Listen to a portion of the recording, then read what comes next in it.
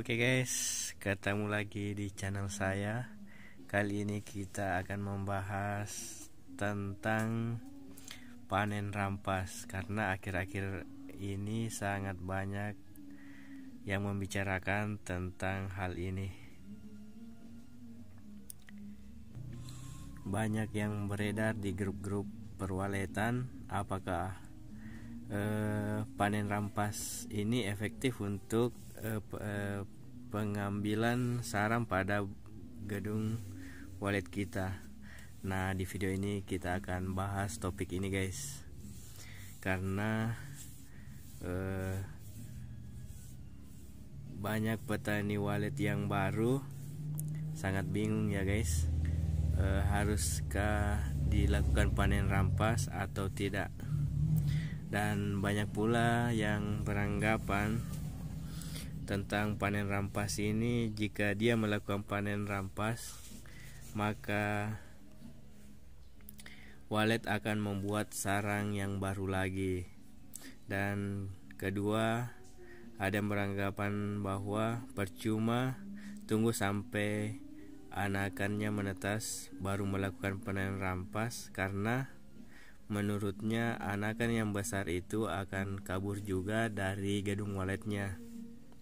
Nah, ada pula yang berpendapat bahwa dengan panen rampas burung cepat bikin sarang ulang sehingga produksi sarang lebih produktif.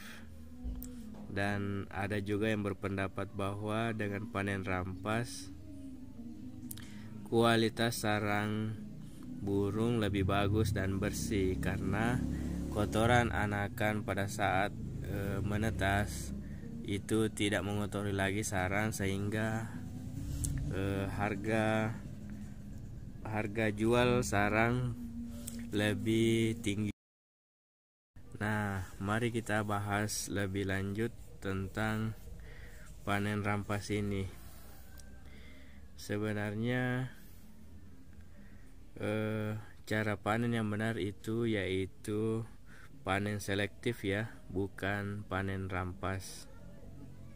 Dimana panen selektif itu yaitu melakukan panen dengan memilih sarang kosong yang sudah digunakan untuk perkembangbiakan.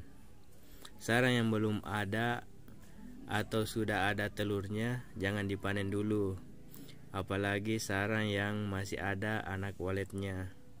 Dengan cara panen selektif ini, maka produksi walet akan berkembang dengan baik di lokasi tersebut. Nah, dalam beberapa tema-tema dan artikel-artikel walet guys, sering disampaikan bahwa agar usaha budidaya burung walet memberi hasil secara benar dalam waktu yang berkelanjutan, maka selain teknis perawatan, maka teknis cara panen pun harus dilakukan dengan benar agar produksi dan hasil pada gedung RPW kita lebih maksimal ya guys. Nah, oke guys, selanjutnya kita akan bahas dampak bagi gedung itu sendiri apabila gedung selalu dilakukan panen rampasan. Nah, itu sama saja tidak memberi kesempatan bagi populasi walet yang ada dalam gedung tersebut untuk berkembang biak secara normal. Sebab jika walet yang baru saja selesai bikin sarang belum sempat meletakkan telurnya, sarang sudah keburu hilang dipanen.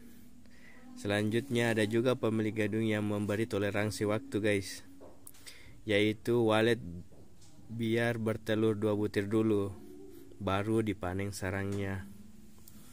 Akibat tidak adanya generasi walet baru dalam gedung tersebut, maka sudah bisa dipastikan kelak gedung tersebut akan mengalami penurunan produksi. Oke, kenapa? Karena sebab gedung itu hanya dihuni oleh walet tua yang semakin lama semakin mendekati ajal dan semakin menurun kemampuan mengeluarkan air liur untuk membuat sarang. Sementara itu, tidak ada walet generasi baru di gedung tersebut. Nah, itulah dampak tersebut guys yang terjadi jika kita melakukan panen rampas. Maka tidak sedikit kasus terjadi di beberapa daerah akibat pola panen yang serakah ini. Pelan tapi pasti gedung walet orang tersebut akan menjadi tidak produktif lagi guys. Walet muda tidak ada lagi yang lahir, sementara induk semakin mendekati ajalnya, dan gedung walet yang semula bisa panen hingga 30 sampai 40 kg lama-lama akan menjadi tinggal 4 kilo, lama-lama menjadi tinggal 3 ons. Bahkan juga akan kabur populasi waletnya dari gedungnya sendiri guys. Nah, itulah dampak dari akibat jika kita melakukan panen rampas terhadap gedung kita sendiri. Dan apa dampaknya pada gedung sekitar atau para petani sekitar? Apakah pola panen rampasan tersebut ada dampak negatifnya bagi gedung walet di sekitarnya? Tentu saja ada ya guys. Kami juga pernah mewawancarai dari narasumber dari teman kita di Kalimantan. Dia beranggapan bahwa memancing walet di dalam kota sekarang itu sangat sulit. Ini disebabkan karena semakin berkurangnya burung walet muda yang lahir akibat tidak terjadinya generasi normal, tidak terjadi perputaran ya guys dalam perkembangbiakan. Sebagai konsekuensi logis pola panen yang tidak mengindahkan asas kelestarian populasi walet. Jadi ini walet tidak lestari guys. Kita cuma membutuhkan sarangnya saja, tapi kita tidak melestarikannya. Nah, itulah ada dampaknya pada gedung kita dan dampaknya terhadap lingkungan sekitar. Selanjutnya guys, dampaknya terhadap gedung baru di sekitar itu. Jika gedung walet ukuran besar dan jumlah populasi yang besar pula namun selalu melakukan panen rampasan atau panen buah telur, maka nasib yang jelek akan dialami oleh gedung walet yang baru dibangun di lokasi tersebut. Sebab, nah ini sebabnya guys, di lokasi itu sangat sedikit terlihat populasi burung walet usia muda. Yang ada hanya burung tua yang sudah nyaman dengan gedung asalnya dan sulit terpancing untuk menghuni gedung baru. Jadi ini target dari gedung muda itu guys cuma anakan ya. Memang kita prioritaskan untuk anakan. Nah, oleh karena itu sebuah gedung walet baru yang dibangun di lokasi tersebut kemungkinan besar akan sulit dihuni burung walet muda, karena memang tidak ada terjadi regenerasi normal populasi burung walet di lokasi tersebut. Sehingga jumlah walet yang menginap atau bersarang di sebuah gedung baru di lokasi tersebut dalam jangka 1 tahun kemungkinan akan relatif lebih sedikit jumlahnya.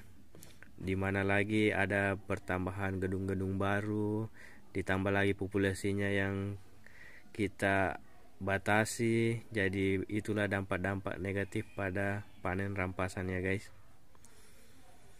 Nah, bagaimana cara agar tidak salah pilih lokasi saat mau menentukan membangun gedung walet? Cara praktisnya adalah dengan memutar suara cek lokasi saat populasi burung walet berputar-putar mengelilingi sumber suara. Nah, silahkan diamati dengan teliti apakah yang datang berkerumun itu terdiri dari sebagian besar burung tua atau sebagian besar walet usia muda. Nah, ini dapat kita ketahui dengan tanda fisik yang bisa dilihat, yaitu jika burung itu usia tua maka bulunya lebih dominan warna coklat ya guys, dengan postur fisik agak besar. Sedangkan tanda walet usia muda, bulu burung itu makin terlihat coklat kehitaman dengan fisik yang masih kecil. Nah, itulah tanda jika kita ingin membuat sarang baru guys. Nah, jika di lokasi tersebut sebagian besar yang datang merespon suara cek lokasi adalah burung walet yang fisiknya agak besar dengan bulu coklat, maka itu adalah tanda bahwa lokasi tersebut kebanyakan walet usia tua. Kemungkinan besar di lokasi tersebut selalu dilakukan pola panen yang salah, yaitu pola panen yang merampas hak hidup burung walet. Maka segera menentukan sikap pada lokasi tersebut, pilih lokasi lain. Jadi jika kita sudah melakukan ceklok seperti hal tersebut tadi guys, maka sebaiknya kita mencari lokasi lain saja, tidak usah membangun gedung baru pada lokasi tersebut karena tidak efektif, tidak menjanjikan. Dan sudah banyak terbukti di berbagai daerah panen rampasan hanya akan merugikan kita sendiri guys. Waduh, ternyata panen rampasan ini sangat tidak efektif ya guys, dan lingkungan sekitar.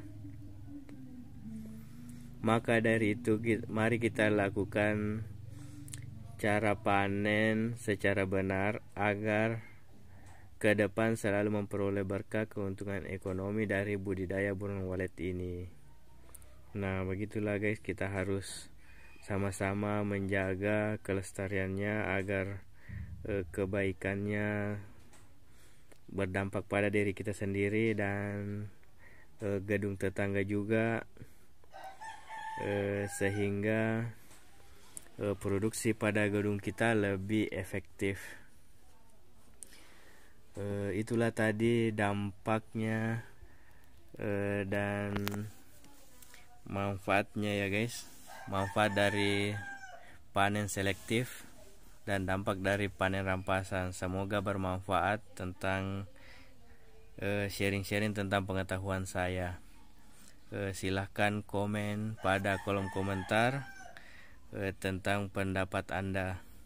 Itu tentang pendapat saya, dan tiap orang beda-beda pendapatnya guys, dan kami persilakan kepada teman-teman mau ikut yang mana, mau panen rampas atau mau panen selektif. Oke guys, demikian video kali ini. Jangan lupa like dan subscribe agar video-video kami semakin berkembang. See you.